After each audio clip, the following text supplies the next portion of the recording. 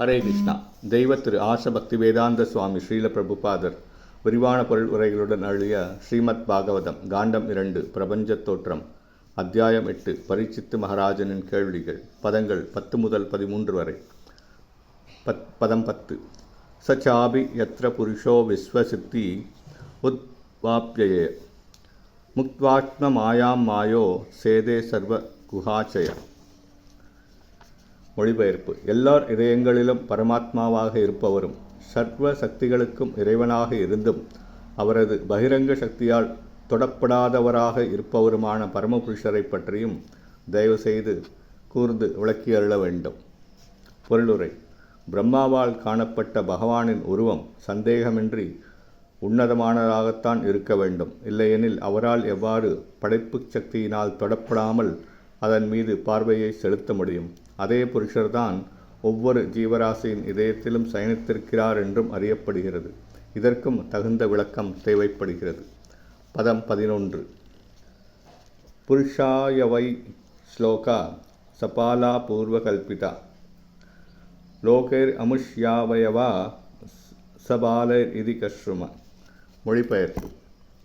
கற்றறிந்த பிராமணரே, பிரபஞ்சத்தின் அனைத்து கிரகங்களும் அவற்றின் ஆளுநர்களும் விராட் புருஷரின் பிரம்மாண்டமான உடலில் வெவ்வேறு பாகங்களில் அமைந்திருப்பதாக முன்பு விவரிக்கப்பட்டது. அதை நானும் கேள்விப்பட்டிருக்கிறேன். ஆனால் அவற்றின் உண்மை நிலை என்ன? அதை தயவுகூர்ந்து விளக்கு கூறுவீரா? பதம் 12. யாவான் கல்போ விகல்போ வாயதா காலோனு மீயத்தே பூத பவ்ய பவச்சப்த ஆயுர்மானம் சயத் சத. மொழிபெயர்ப்பு. மேலும் படைப்பு மற்றும் அழிவு ஆகியவற்றிற்கு இடைப்பட்ட காலம், இரண்டாம் பட்சமான படைப்புகளின் ஆயுள், அத்துடன் கடந்த நிகழ் மற்றும் எதிர்காலங்களின் தன்மை ஆகியவற்றையும் அது மட்டுமல்லாமல் பிரபஞ்சத்தின் வெவ்வேறு கிரகங்களில் உள்ள தேவர்களையும் மனிதர்களையும் போன்ற ஜீவராசிகளின் ஆயுட்காலத்தையும் கூட தயவுசெய்து விளக்க வேண்டுகிறேன். பொருளுரை.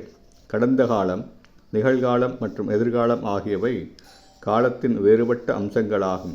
இவை வெவ்வேறு கிரகங்களில் உள்ள ஜீவராசிகள் உட்பட பிரபஞ்சம் மற்றும் அதன் உபகரணங்கள் ஆகியவற்றின் ஆயுட்காலங்களையும் குறிப்பிட உதவுகின்றன. பதம் 13. காலயஸ் யானுகதிர் யாது லக்ஷ்யதே நிவீபிருஹதி அபி யாவத்ய கர்ம கதையோ யாத்ருஷீர் துஜ சத்தம. மொழிபெயர்ப்பு. பிராமணர்களின் புனிதமானவரை, ஆயுள் நீண்டும் குறுகியும் உள்ளதன் காரணத்தையும் காலத்தின் ஆரம்பம் மற்றும் அதை தொடர்ந்த செயலின் போக்கு ஆகியவற்றையும் கூட தயவு செய்து விவரிக்க வேண்டும். ஹரே கிருஷ்ணா.